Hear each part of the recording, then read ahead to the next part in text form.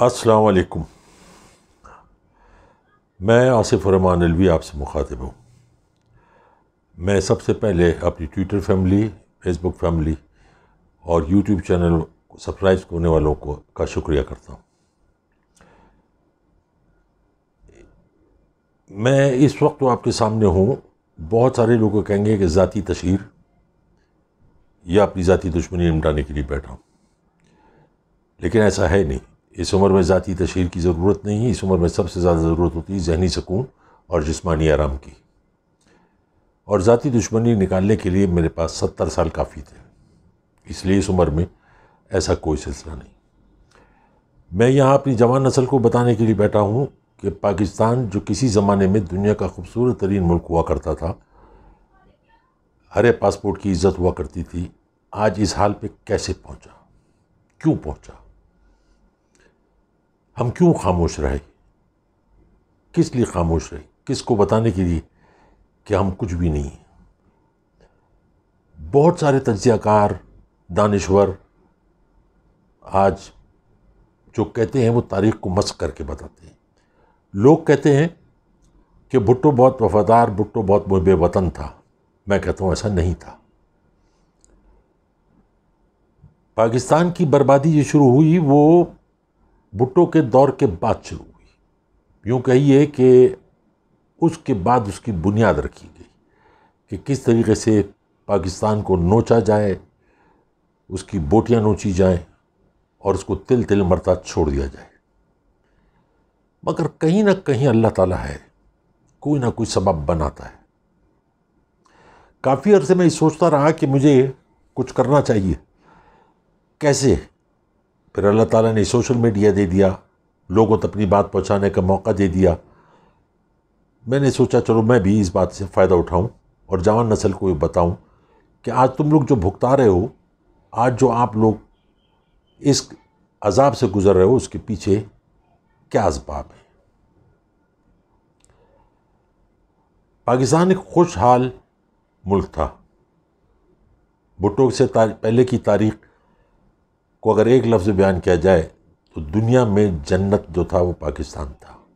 اس کے بعد یہ جہنم کیسے بنا، کس طریقے سے بنا، بہت دردناک کہانی ہے. مجھے کہنے کے لیے حوصلہ چاہیے جو اتنا عرصہ لگا، آپ کو سننے کے لیے بھی حوصلہ چاہیے. بہت سارے تجزیہ کار آج جو میری عمر کے بیٹھے ہوئے ہیں، اس زمانے میں وہ بھی میری طرح جوان تھے. انہوں نے اپنی آنکھوں سے بہت کچھ دیکھا، لیکن بہرحال somehow کوئی تو وجہ ہے جو خاموشی اختیار کر گئے اور ہر چیز کو مسخ کر کے عوام کو بتایا. لوگ کہتے ہیں کہ بھٹو غدار نہیں تھا. میں کہتا ہوں غدار تھا. اگر غدار نہیں تھا تو ملکی اکانومی کو اس طریقے سے کیوں نوچا گیا، انڈسٹریوں کو کیوں نیشنلائز کیا گیا، تعلیمی اداروں کو کیوں نیشنلائز کیا گیا، کیوں قومایا گیا، مالیاتی اداروں کو کیوں برباد کیا گیا. کیا تھا اس کے پیچھے؟ ذاتی انا، ذاتی دشمنی. یہ میرا مختصر سا تعارفی پروگرام ہے، اس لیے میں بہت تفصیل سے نہیں جاؤں گا. بھٹو کی زندگی، بھٹو کے بارے میں اگر یہ کہا جائے کہ بھٹو واز ایول جینیس تو صحیح ہوگا. بھٹو ونڈکٹیو تھا، انتقامی جذبہ رکھتا تھا. وہ کسی کو آگے بڑھتا نہیں دیکھ سکتا تھا. وہ کسی کی شہرت برداشت نہیں کرتا تھا. وہ کسی کی عزت ہوتے نہیں دیکھ سکتا تھا. وہ ایک ایسی دنیا میں تھا جہاں اس کو گمان تھا کہ شاید وہ ساری زندگی اس دنیا میں راج کرے گا، پر ایسا ہوا نہیں. روٹی کپڑا مکان کا نعرہ لگا کے لوگوں کو بیوقوف بنایا. میں بھی جوان تھا مگر میں اس کے اس نعرے میں نہیں آیا. میں اس وقت بھی اپنے دوستوں کو کہتا تھا جو آج اس بات کی تائید کرتے ہیں کہ بھٹو ایک مداری ہے، ڈگڈگی بجانے والا مداری. تماشائیوں کو جمع کرنا، اس گلی کے نکڑ پہ، اس چوک پر لوگوں کو جمع کرنا، اپنا تماشا دکھانا، اپنی باتوں سے ان کو لبھانا، تالیاں بجوانا اور اگلے چوک پہ. یہ کرتا تھا بھٹو. بھٹو کی زندگی میں چند چیزیں بہت اہمیت کی معامل تھیں. ان میں سے ایک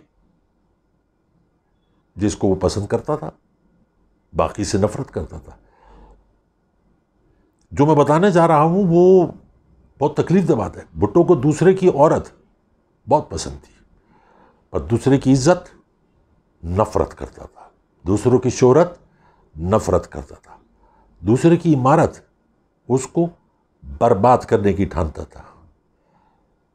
ایوب سے دشمنی اس نے نکالی انڈسٹریلسٹ کو تباہ برباد کرنے کے لیے. ہاں، بھٹو صاحب قریب تھے ہائسنس والوں کے، ولیکا والوں کے، اور بھٹو کے بعد ہضم نہیں ہوئی. بھٹو نے سب سے پہلے ان کو برباد کیا، اس کے بعد پوری انڈسٹری تباہ کر دی، لیبر یونین بنا دی، تعلیمی ادارے قومیالیے، یونیفارم ختم کر دیا، پیلے رنگ کی شلوار قمیض، جوتی پہنو نہ پہنو تمہاری اپنی مرضی، کیونکہ یہ جوتے تو کل تمہارے سر پہ پڑنے ہی پڑنے ہیں.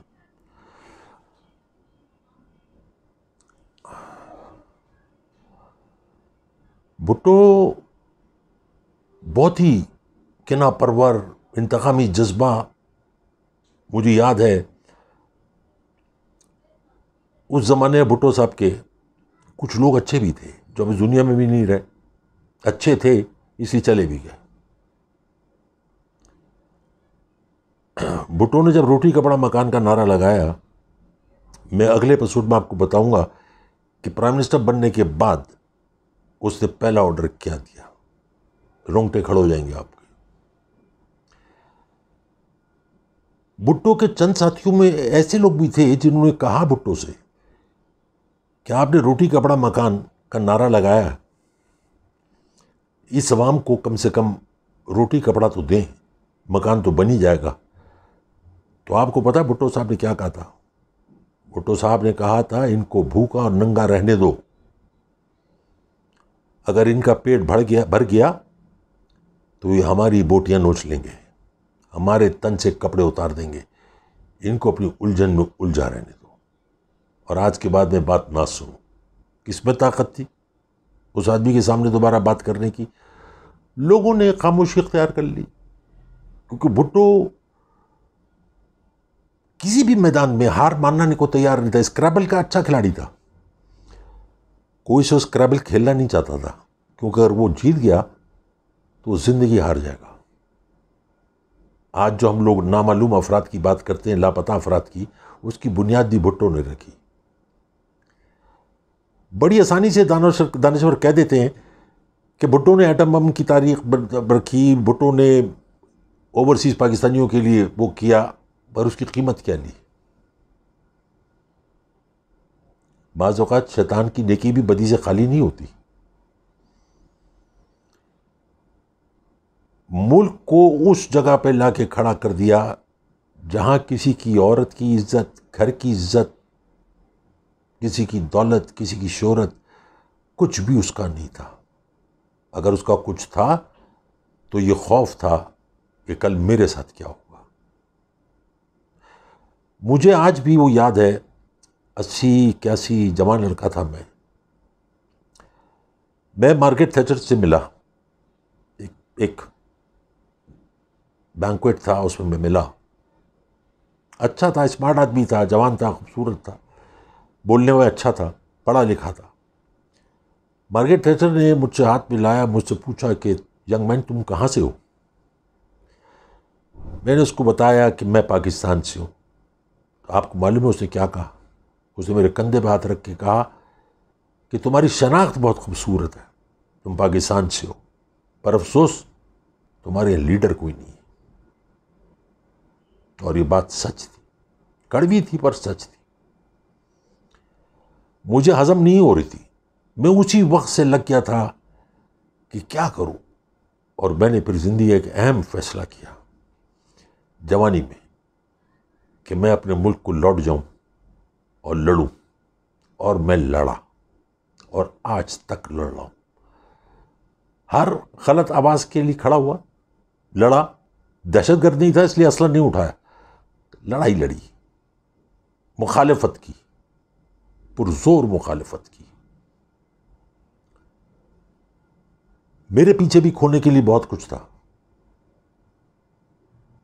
پر میں نے یہ سوچ کے کہ ہر چیز اللہ کی طرف لوٹنی ہے، میرے میں کون سے سرخاب کے پر لگے ہیں، اس لیے میں نے فیصلہ کیا کہ میں لڑوں گا۔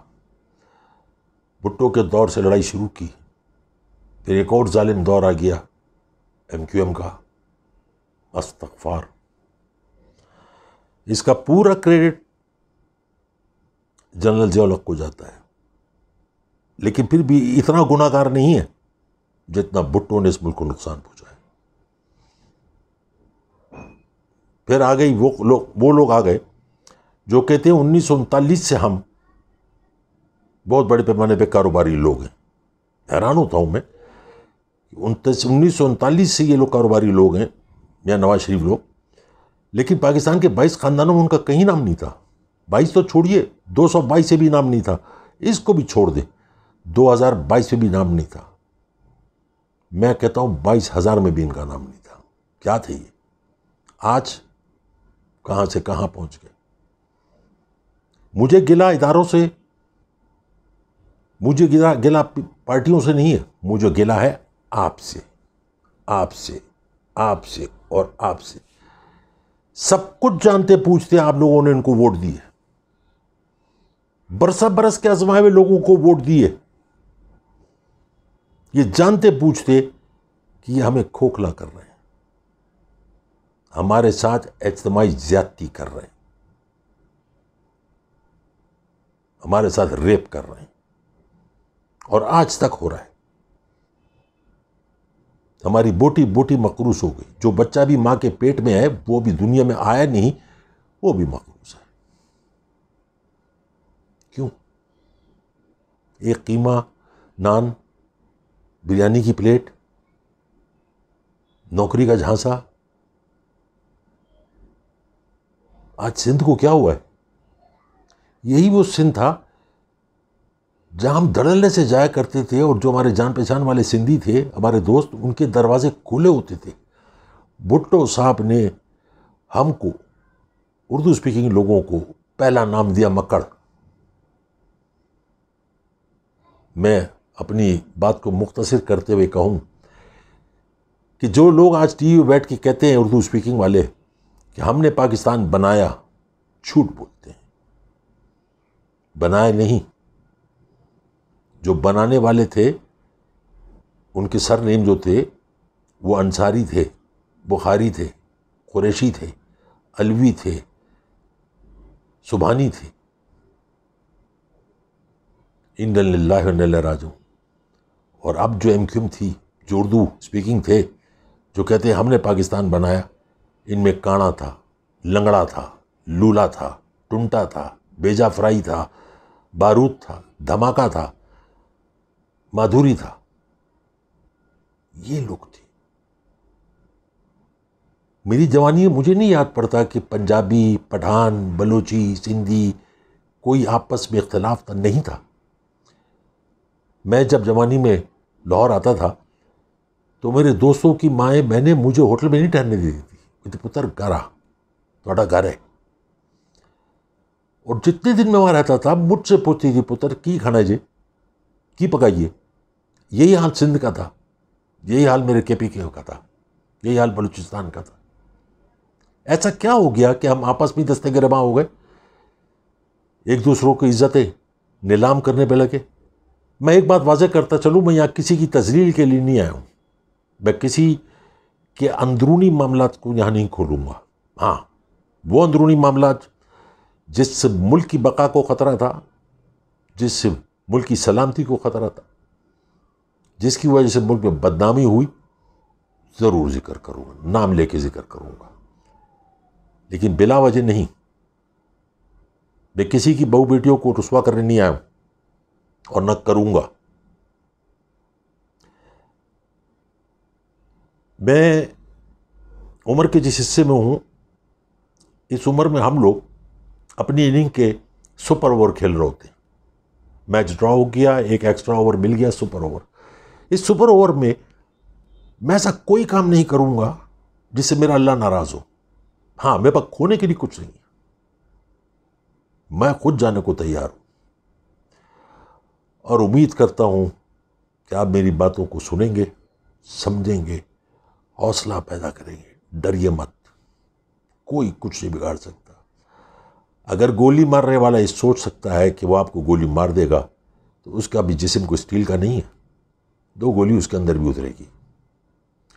میں عدلیہ کے بارے میں بھی بات کروں گا، میں اپنے اداروں کے بارے میں بات کروں گا اور عزت و احترام سے بات کروں گا۔ مجھے اداروں سے کوئی اختلاف نہیں ہے۔ جب آپ ایسے لوگ بٹھائیں گے سروں پہ تو ایسے لوگ اداروں میں بھی آئیں گے۔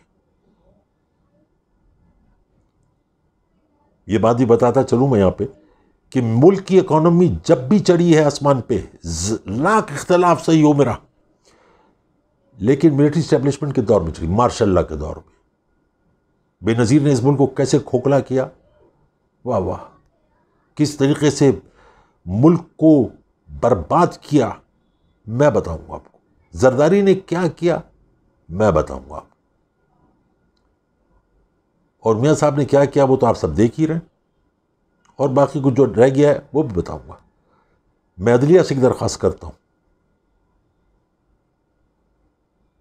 میری کسی بات کو بھی کنٹمپٹ آف کورٹ مت لیجیے گا کہ میں سچ بولنے لگا ہوں، اور سچ ہوتا کڑوا ہے، اس کا ازالہ کیجیے۔ سزا دے تو آپ دے سکتے ہیں، زندگی نہیں دے سکتے، وہ میرا اللہ دے گا۔ میں یہاں پر ایک مہربان دوست کا شکریہ ادا کروں گا جس کی وجہ سے میرے پاس یہ مائک آیا سوشل میڈیا سے، انہوں نے مجھے پہنچایا، ان کا بہت دل سے شکریہ ادا کرتا ہوں۔ میں آپ لوگوں سے ایک بات ضرور کہوں گا کہ جو کچھ میں کہنے جا رہا ہوں اگلے کچھ دنوں میں، بڑے غور سے سنیے گا، سوچیے گا ضرور، کیوں، کس لیے۔ میرے لیے دعا کیجیے گا، مجھے اللہ تعالیٰ ثابت قدم رکھے۔ حوصلہ مجھ میں بہت ہے، تھوڑا اور حوصلہ دے، آپ کی دعاؤں کا طلبگار بھی رہوں گا، اور سب سے بڑھ کر میرے دل میں کوئی ڈر و خوف نہیں ہے۔ میں ڈنکے کی چوٹ پہ لوگوں کو آپ کو بتاؤں گا کہ بھٹو کے بعد اس ملک کے ساتھ کیا ہوا اور کیسے کیا، ہر چیز کو میں بتاؤں گا۔ لیبر یونین کیوں بنی، کس لیے بنی، کون کون لوگ تھے، منشیات کیسے آئی، کس طریقے سے اس ملک میں ناسور پھیلایا گیا، کیسے ہر دوسرے گھر میں بازار حسن کھلا گیا، ایک سوچی سمجھی سازش کے تحت دکھ ہوتا ہے۔ آج کے لیے اتنا ہی، اپنی دعا میں یاد رکھیں، کل سے انشاءاللہ اگر اللہ نے زندگی دی اور وقت دیا تو روزانہ حاضر ہوں گا اور آپ کو ہر چیز سے آگاہ کروں گا۔ وہ چیزیں بتاؤں گا آپ کو جو آپ کے وہم و گمان بھی نہیں ہوں، جو آپ کو کوئی تجزیہ کار کوئی کچھ نہیں بتائے گا۔ ہاں، یہ بات بتاتا چلوں، دنیا میں 2 قسم کی، پاکستان میں 3 قسم کی سیاست ہوتی ہے۔ ایک ہوتی ہے پتھارے پہ بیٹھ کے، موچی کے پتھارے پہ، حجام کے ڈیرے پہ، تندور پہ بیٹھ کے، ریڑھی باندھ کے ساتھ، ایک وہ ہوتی ہے۔ ایک ہوتی ہے ڈرائنگ روم گاسپ۔ مگر میں جس سے سیاست کی بات کر رہا ہوں یہ ہوتی ہے بیڈ روم پالیٹکس۔ بند کمروں کے اندر، بیڈ روم کے اندر کیا سازشیں ہوتی ہیں۔ میں نے 2-4 لوگوں سے کوشش کی تھی رابطہ کرنے کی، ان کو بتانے کی کہ میری بات وہ لکھیں گے اپنے کالموں میں، پر افسوس ان میں حوصلہ ہی نہیں تھا، انہوں نے میری بات کو سیریس لیا ہی نہیں۔ یہ وعدہ ہے آپ سے کہ بھٹو سے شروع کر کے آج کے دور میں جو بڑے بڑے عہدوں پہ بیٹھے ہیں، میں ان کے بارے میں بھی آپ کو بتاؤں گا، چھوڑوں گا کچھ نہیں انشاءاللہ تعالی۔ آپ کی دعاؤں کا طلبگار میں آصف الرحمن الوی آپ سے اجازت لیتا ہوں، اور انشاءاللہ تعالی کل پھر حاضر ہوں گا۔ السلام علیکم۔